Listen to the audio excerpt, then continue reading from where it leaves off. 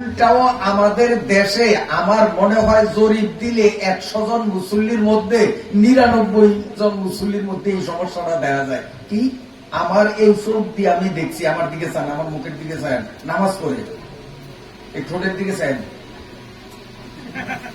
ঠোঁট লড়েনি, ঠোঁট লড়ে আমার। আমি নিজের চোখে হাজার হাজার মুসল্লি করে দেখছি, সুন্নত করে যেসব, নকল করে যেসব,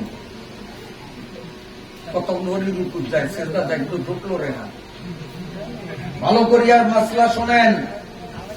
নামাজে কেরাত পড়া ফরজ, নামাজে বলেন কেরাত পড়া ফরজ। এখন পড়া কারে কয়? পড়া হওয়ার জন্য ঠোঁট নড়া লাগবে, দোনোটা জিহ্বা নড়া লাগবে, এতটুকুন আওয়াজ হইতে হবে যে আওয়াজ নিজের কানে শোনা যায়।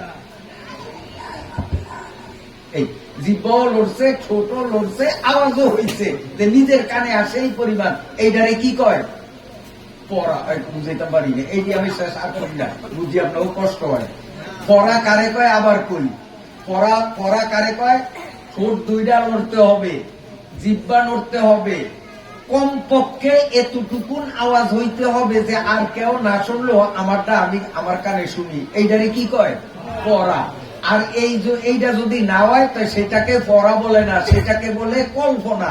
এখন বলেন নামাজে কেরাত পড়া ফরজ না কেরাত কল্পনা ফরজ? কেরাত কল্পনা ফরজ। একবারে কেউ যদি এরকম করে 30 পারা কোরআন ব্যাখ্যান হাফেজ মানুষ কল্পনা করে, তার নামাজ হবে না।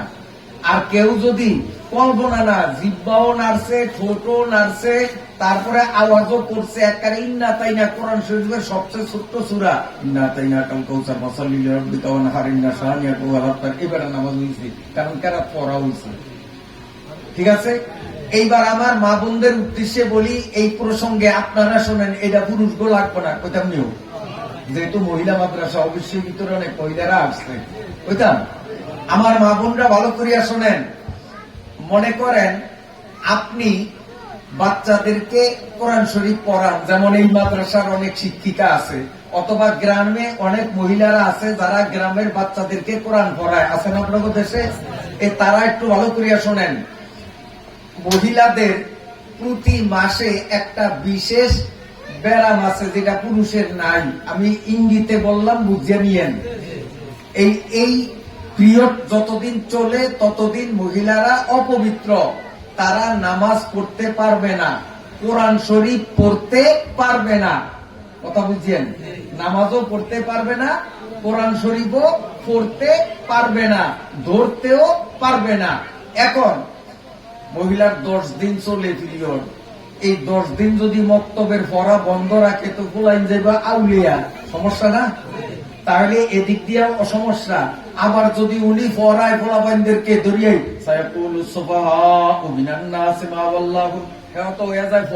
পড়াও তো হারাম, তাহলে পড়লেও বিপদ, না পড়লেও বিপদ। কথা বুঝতে পারি না? তাইলে আর বিপদের থেকে বাঁচবো কেমনি? পথটা একটু দেখা দিলে ভালো হয় না? আমার মা বোনরা ভালো করিয়া শোনেন, আপনার যখন পিরিয়ড চলে তখন আপনি যদি, আপনার কাছে যদি বাচ্চা কোরআন শরীফ নিয়ে আসে, আপা সবক কইয়া দেন, আর আপনি যদি ইয়াসিনুল কোরআনিল হাকিম এইভাবে যদি বলেন, তাহলে কিন্তু পড়া হবে, হারাম হবে। আপনি তখন কৌশল করবেন, শরীয়ত আপনাকে কৌশল শিখাইছে, আপনি বানান করবেন, মতন মিলাইবে আপনার শাস্ত্রীরা। আপনি এইভাবে বলবেন, ওয়ালাম জবর ওয়াল, হ্যাঁ, তারপরে কাফরা পেশ পুর, হামজা খারা জবর আ, নুনজের নি। এখন বাচ্চাদেরকে মিলাইতে বলবেন, বাচ্চারা মিলাইবে ওয়াল কুরআনি। এই ওয়াল কুরআনি হইছে পড়া, কিন্তু ওই যে বানান করা যেটা, সেটা পড়া না, সেটা হলো বানান করা। এই মাসিক অবস্থায় মহিলাদের কোরআন শরীফ বানান করা নিষেধ নাই, কিন্তু পড়া নিষেধ। এই জন্য আপনি বাচ্চাদেরকে এইভাবে বলিয়া দিতে পারবেন না, বরং আপনি বলবেন কি, লাল খারা জবর দা, লামজেল্লি, কাপ জবর কাপ, তো আপনার বাচ্চারা মিলিয়ে দিবে জালিকা। বাচ্চাদের উপরে পড়া, আপনার উপর বানান, কাজে আপনার বক্তব্য ঠিক থাকবো, আর কোরআন শরীফ পড়াও হইল না। কথা বুঝতে পারছি? তো নামাজে কেরাত পড়া ফরজ না করবো না ফরজ? তো এখন আমার নিজের চোখে হাজার হাজার মুসলিম করে দেখছি, ছোট করে না। আচ্ছা তুমি নামাজ পড়তে তোমারে কইছে কে?